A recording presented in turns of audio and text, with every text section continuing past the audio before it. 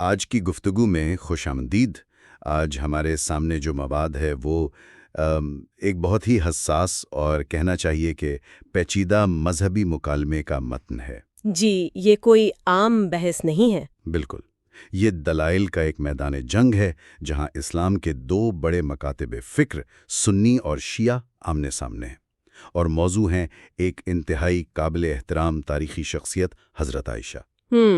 تو آج ہم صرف یہ نہیں دیکھیں گے کہ کس نے کیا کہا، ہم اس جنگ کی حکمت عملی کو سمجھنے کی کوشش کریں گے کہ ہر فریق کون سے ہتھیار استعمال کر رہا ہے، ان کے دلائل میں کتنا وزن ہے۔ اور یہ بحثیں ہوتی کیسے ہیں اصل میں؟ جی، اور یہ بات واضح رہے کہ ہمارا مقصد یہاں کسی کا جج بننا نہیں ہے، ہم صرف اس مکالمے کا غیر جانبداری سے تجزیہ کر رہے ہیں جو ہمیں فراہم کیا گیا ہے۔ اور یہ بہت اہم نقطہ ہے، کیونکہ دیکھیں اس طرح کے مباحث سے اکثر تاریخی روایات اور مذہبی کتابوں کی تشریحات کے گرد ہی گھومتے ہیں۔ صحیح۔ یہ محض صحیح اور غلط کی بحث نہیں ہوتی، یہ نقطۂ نظر کی جنگ ہوتی ہے۔ آج ہم دیکھیں گے کہ اس خاص میدان میں دونوں فریق اپنے موقف کو منوانے کے لیے دلائل کو کس طرح استعمال کرتے ہیں۔ ٹھیک ہے، تو آئیے پھر میدان میں اترتے ہیں۔ اس بحث کا آغاز یہ ایک بہت بڑے اور براہ راست الزام سے ہوتا ہے۔ جی، سنی نمائندے ہیں جیلا، جی، وہ یہ کہتے ہیں کہ شیعہ حضرات حضرت عائشہ کی توہین کرتے ہیں، اور ساتھ ہی حوالہ دیتے ہیں کہ قرآن نے انہیں ام المومنین یعنی مومنوں کی ماں کہا ہے۔ یہ تو شروعات ہی بہت سنگین الزام سے ہوئی۔ یہ الزام معمولی ہے ہی نہیں۔ دیکھیں، ام المومنین کا لقب اسلامی روایت میں صرف ایک خطاب نہیں ہے، یہ ایک روحانی اور سماجی رشتے کی بنیاد ہے، مسلمانوں کے اجتماعی شعور میں ایک ماں کا درجہ۔ تو جب کوئی یہ کہتا ہے کہ آپ اس ہستی کی توہین کر رہے ہیں، تو وہ دراصل کہہ رہا ہوتا ہے کہ آپ پوری امت کی ماں کی عزت پر حملہ کر رہے ہیں۔ اچھا، اس سے گفتگو کا ماحول فوراً ہی بہت جذباتی اور کشیدہ ہو جاتا ہے۔ اور اس کے جواب میں شیعہ نمائندے اصفہانی نے کیا کیا؟ کیا وہ دفاعی پوزیشن پر چلے گئے؟ انہوں نے فوری طور پر الزام کو مسترد تو کیا، یہ کہا کہ شیعہ توہین کو جائز نہیں سمجھتے، لیکن وہ صرف یہاں رکے نہیں۔ اچھا، انہوں نے ایک ایسا داؤ کھیلا جو مناظروں میں بہت کارگر ہوتا ہے۔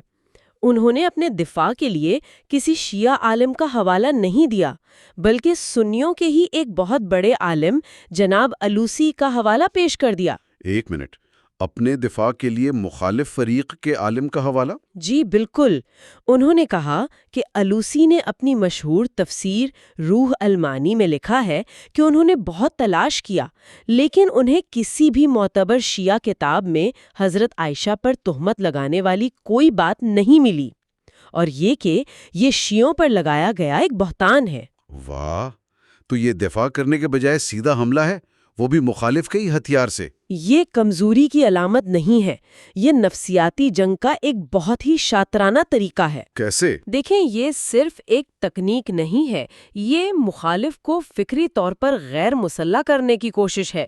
جب آپ کسی کے اپنے ہی گھر کے معتبر فرد کی گواہی پیش کرتے ہیں تو آپ صرف ایک دلیل نہیں جیت رہے، آپ ان کے پورے اتھارٹی کے نظام کو چیلنج کر رہے ہوتے ہیں۔ صحیح، سننے والے کے ذہن میں ایک شک پیدا ہو جاتا ہے۔ بالکل، کہ اگر ہمارے اپنے عالم یہ کہہ رہے ہیں تو پھر سچائی کیا ہے؟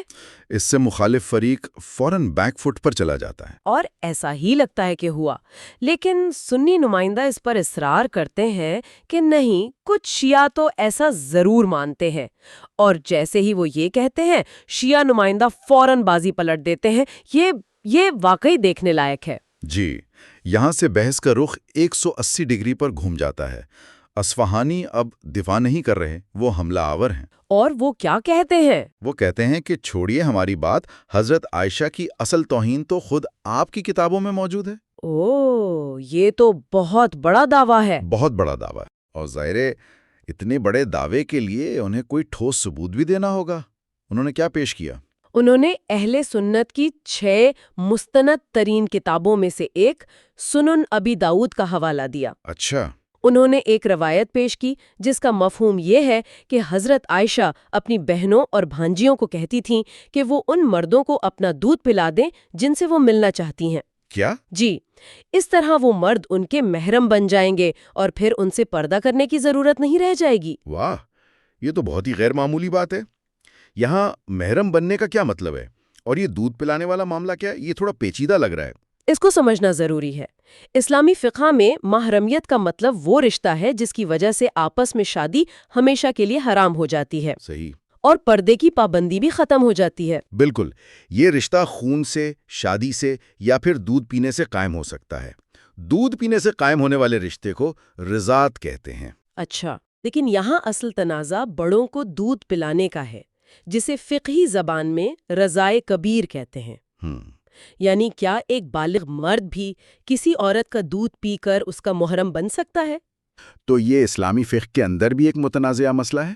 یہ اسلامی فقہ کے سب سے متنازع مسائل میں سے ایک ہے۔ اچھا، تو شیعہ نمائندہ دراصل سنیوں کی کتاب سے ایک ایسا مسئلہ اٹھا رہے ہیں جو خود سنیوں کے لیے بھی ایک طرح سے مشکل ہے۔ بالکل یہی حکمت عملی ہے، اور یہ رضائے کبیر کا مسئلہ کوئی معمولی بات نہیں ہے۔ خود سنی فقہ کے چاروں بڑے مکاتب فکر حنفی، مالکی، شافعی، حنبلی میں اس پر شدید اختلاف ہے۔ اکثریت اسے نہیں مانتی۔ اچھا، تو جب شیعہ نمائندہ اس نقطے کو اٹھاتے ہیں تو وہ دراصل سنیوں کے اندرونی علمی اختلاف کو ہی ان کے خلاف ایک ہتھیار کے طور پر استعمال کر رہے ہیں۔ وہ یہ تاثر دے رہے ہیں کہ یہ عمل اتنا قابل اعتراض ہے کہ آپ کے اپنے علماء کی اکثریت بھی اسے تسلیم نہیں کرتی، لیکن یہ آپ کی کتابوں میں حضرت عائشہ سے منسوب ہے۔ تو اس پر سنی نمائندے کا دفاع کیا تھا؟ ظاہر ہے ان کے پاس بھی کوئی جواب تو ہوگا۔ ان کا دفاع سیدھا اور سادہ تھا۔ انہوں نے کہا کہ اس عمل میں کوئی توہین آمیز بات نہیں ہے، کیونکہ اس کی اجازت خود نبی اکرم صلی اللہ علیہ وآلہ وسلم نے دی تھی۔ اچھا، کہ جس کام کی اجازت خود پیغمبر نے دی ہو اسے توہین سمجھنا ہی غلط ہے۔ جی بالکل یہی ان کی دلیل تھی۔ لیکن یہ جواب کچھ زیادہ ہی سادہ نہیں لگتا۔ کیا انہوں نے کوئی مخصوص واقعہ بتایا کہ یہ اجازت کب، کیوں اور کس کو دی گئی تھی؟ آپ نے بالکل صحیح نقطہ پکڑا ہے۔ شیعہ نمائندہ اسی سادگی کو چیلنج کرتے ہیں۔ ویسے سنی روایت میں اس کی ایک بنیاد موجود ہے۔ یہ اجازت ایک خاص واقعے سے جڑی ہے جو حضرت ابو حذیفہ کے آزاد کردہ غلام سالم کے بارے میں ہے۔ وہ جب بالغ ہو گئے تو ان کا گھر میں آنا جانا حضرت ابو حذیفہ کی بیوی کو ناگوار گزرنے لگا۔ اس پر نبی اکرم نے انہیں سالم کو دودھ پلانے کا کہا تاکہ وہ ان کے محرم بن جائیں۔ اچھا، تو یہ پس منظر جاننا بہت ضروری ہے۔ اس سے سنی موقف کو بھی ایک ٹھوس بنیاد ملتی ہے۔ لیکن شیعہ نمائندہ اس دفاع کو قبول نہیں کرتے اور اس کے جواب میں وہ 3 نکاتی حملہ کرتے ہیں۔ جی، آئیے ان کو ایک ایک کر کے دیکھتے ہیں۔ پہلا نقطہ کیا تھا؟ ان کا پہلا نقطہ یہ تھا کہ اگر یہ اجازت اتنی ہی واضح اور عمومی تھی تو پھر نبی اکرم کی دوسری بیویوں جیسے حضرت سلمہ نے اسے کیوں قبول نہیں کیا؟ اچھا، روایات کے مطابق وہ اور دیگر ازواج مطہرات اس طریقے کو صرف سالم کے لیے ایک خاص رعایت سمجھتی تھیں، اسے ایک عمومی قانون ماننے سے انکار کرتی تھیں۔ تو وہ کہہ رہے ہیں کہ نبی کے گھر کے اندر ہی اس پر اتفاق رائے نہیں تھا، تو آپ اسے ایک عمومی اصول کیسے بنا سکتے ہیں؟ بالکل، یہ دلیل اس اجازت کے دائرہ کار کو محدود کرنے اور اسے ایک متنازع عمل کے طور پر پیش کرنے کی کوشش ہے۔ یہ تو ایک بہت منطقی سوال ہے۔ اس کے بعد دوسرا نقطہ کیا تھا؟ دوسرا نقطہ بحث کو قانونی دائرے سے نکال کر اخلاقی اور سماجی مرتبے کے دائرے میں لے آتا ہے۔ مطلب؟ وہ کہتے ہیں چلیے ایک لمحے کے لیے مان لیتے ہیں کہ اس کی اجازت تھی، لیکن کیا یہ عمل نبی کی بیوی تمام مومنین کی ماں کے شایان شان تھا؟ تو یہاں سوال حلال یا حرام کا نہیں رہا۔ نہیں، اب سوال مرتبہ اور وقار کا اٹھایا جا رہا ہے۔ تو وہ کہہ رہے ہیں کہ چاہے یہ تکنیکی طور پر جائز بھی ہو، کیا یہ مناسب تھا؟ یہ ایک بہت ہی ہوشیارانہ تبدیلی ہے، کیونکہ قانونی بحث میں تو آپ روایات پیش کر سکتے ہیں، لیکن مناسب اور غیر مناسب کی بحث تو بہت ذاتی ہو جاتی ہے۔ بالکل، یہ دلیل لوگوں کے جذبات اور ان کے سماجک تصورات سے براہ راست جڑتی ہے۔ یہ مخاطب کو سوچنے پر مجبور کرتی ہے کہ کیا میں کسی ایسی شخصیت سے جسے میں اپنی ماں کی طرح مانتا ہوں اس عمل کی توقع کروں گا؟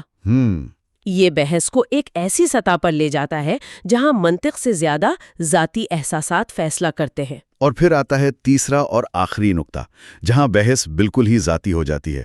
یہ دلیل تو سیدھی غیرت کو چیلنج کر رہی ہے۔ جی، یہ اس بحث کا کلائمیکس ہے۔ شیعہ نمائندہ ایک ایسا سوال پوچھتے ہیں جس کا جواب دینا کسی بھی عوامی مجمع میں تقریباً ناممکن ہے۔ اور وہ سوال کیا ہے؟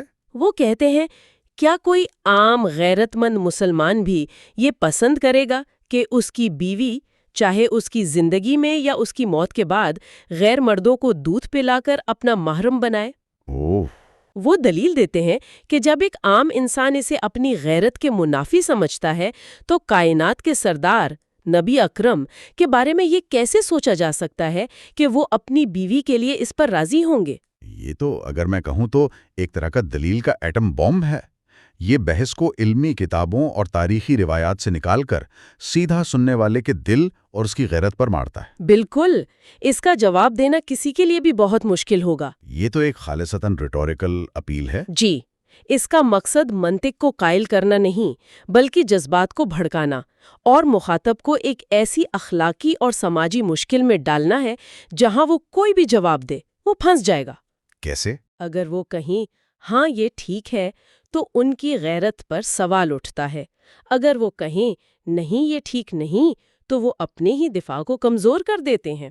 یعنی کہ نبی نے اجازت دی تھی۔ جی، یہ مناظرے کی ایک بہت ہی طاقتور اور کہنا چاہیے کہ خطرناک حکمت عملی ہے۔